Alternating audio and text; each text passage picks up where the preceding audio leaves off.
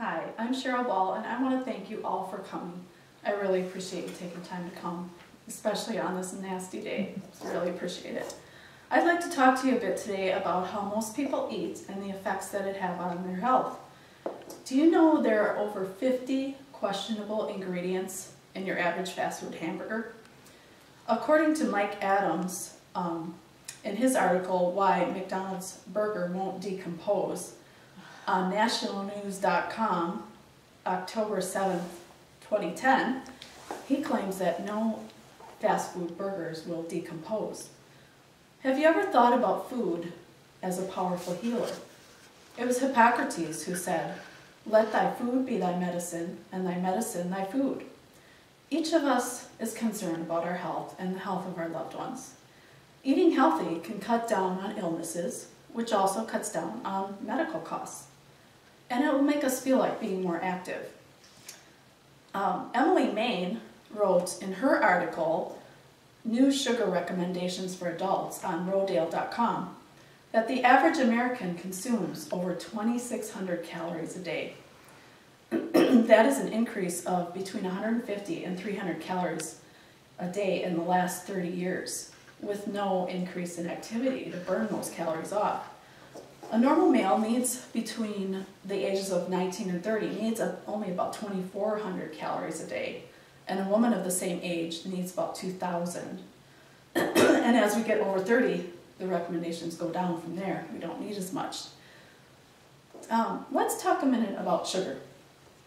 The average person consumes 22.2 teaspoons of sugar each day. Most of that comes from processed foods and highly sweetened beverages. Processed foods are high in calories and sugar and low in nutrients. And according to the American Heart Association on their website, heart.org, in their frequently asked questions section, they recommend no more than 9 teaspoons for a man and 6 teaspoons for a woman and 3 teaspoons for children. And I brought this little graphic with me to show you that dramatic difference between what actually is consumed and what the recommendations are for men and for women and children. And you can see that it's a lot more than what it should be. Sugar raises our heart rate, and it also stresses our endocrine system. Karen Hurd, in her book of 2006, titled, "And They Said It Wasn't Possible," explains that all foods are converted to sugar in our system, but it's the speed in which they are absorbed that are the issue.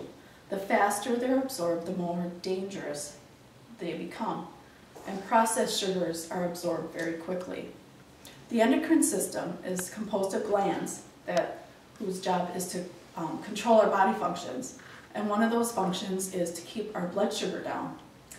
Sugar overworks that system, especially the pancreas, which is the gland that creates insulin, and our bodies can become insulin resistant or diabetic. Sugar sets up an addictive cycle of we get a stimulation and then we have a crash in which we need more sugar. Another culprit that I hate to talk about is caffeine, because I love my coffee. But caffeine is a powerful stimulant. It stimulates the adrenal glands, producing powerful hormones which cause our blood vessels to constrict and dilate. And this cycle of constant constricting and dilation weakens the blood vessel walls over time. And over time, our adrenal glands become overworked and unable to produce the anti-inflammatory hormones that we need, called corticosteroids. Caffeine also raises the heart rate, stressing the heart. So how can we eat healthier? Obviously, we need to cut down on our sugar and our caffeine, and cut down on processed foods as well. Processed foods also contain very questionable ingredients. And then we need to eat more vegetables and fruits, preferably fresh ones. And the survey that you took, in that you answered, most of you, that you thought we should have 3 to 4 servings of vegetables and fruits per day. And about the same amount of you said that you eat 1 to 2 servings a day. In reality, we should have 5 or more servings of vegetables and fruits. More heavily on the vegetables because they are packed with nutrients and they're low in sugar. And then we need to have some sort of efficient protein, in which a lot of it comes from eggs or your low-fat meats. And also would recommend to cut down on starches, because starches are converted into sugar in our bodies more easily. And starches would be those things like potatoes, rice, bread, and contrary to popular belief, corn is not a vegetable. Corn is a starch, and it turns into sugar very quickly in our bodies. And then we need to have more fiber. And beans are one of the best sources of fiber out there. Beans, now, I'm not talking about green beans, I'm talking about kidney beans, black beans, navy beans, and those sorts of things. They're a very good source of high soluble fiber. In our bodies, our liver filters out toxins out of our body, and it produces a substance called bile.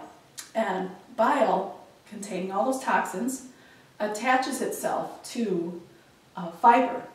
And so if we're not getting enough fiber in our diets, that bile is recycled through our system with all the toxins, and that can cause a lot of adverse health issues. And another thing, well, that we need about 2 to 3 1/2 cup servings of beans a day. And not only does it remove toxins from our body, but beans also feed the good bacteria in our system, in our digestive system, to help us digest and utilize other foods that we eat. And beans also have great anti-cancer properties. And the thing also about beans is that when they're canned, they're one of the rare foods that don't lose any of their good properties. Most foods lose a lot when they're canned. And the other thing would be to drink plenty of water. Most people don't realize how much water our bodies need. We need to keep hydrated so that our systems can function properly. And also water will help to wash away and flush out a lot of the toxins in our body. And the very minimum of water that we need is 8 8-ounce glasses per day. That would be the minimum. So, how do we accomplish all this change? Eating is a habit, and like all habits, it can be broken. I think the first thing we need to do is to educate ourselves. And the more we learn about what foods do to our bodies and the adverse effects they have, the more motivated we become. It can help to get a partner that can help you, that wants to change their diet as well. And if you can't find a partner, you can join a support group. And her website, KarenHurd.com, she actually has a link to support groups there. And the thing that I hear most people when they don't really want to change their diet or don't want to think about it is, you know, I want to enjoy life. And if I can't eat what I want, what's the point? Well, my question to that would be that, is that the only way to enjoy life, is to eat what we want? And also, that enjoyment is potentially going to be hampered by adverse health issues down the road. And we can't keep punishing our bodies without paying for it somewhere. And no one enjoys heart disease or diabetes or cancer or any of the lesser health issues that can take place if we don't have proper nutrition. Well, I hope I've given you some things to think about as you navigate the myriad of food choices that we have. There is a saying that we are what we eat, and food can have an effect on our health and on our healing. Each of us can become empowered with information to live longer, healthier lives with strategies to practice and maintain changes that we make. I brought a couple of bean dishes with me for you to sample to show you that beans don't have to be boring, which helps us if we're trying to incorporate more beans into our diet. Okay, would anyone have any questions? You were talking about beans not losing their nutritional value when they're canned. Are you talking about buying things that, canned beans at the store, or are you talking about if you can them yourself? Well, either way, yeah. When they're canned, it's a high heat process, and that kills nutrients and enzymes in most foods that we need. Okay. That is good for us. But as far as beans go, it doesn't do any harm to them at all.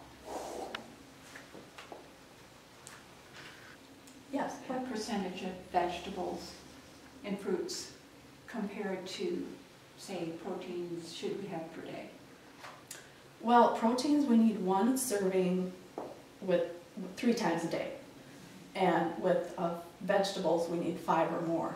So that kind of gives you a ratio proportion. So about 75% more vegetables yeah, I would say protein. so.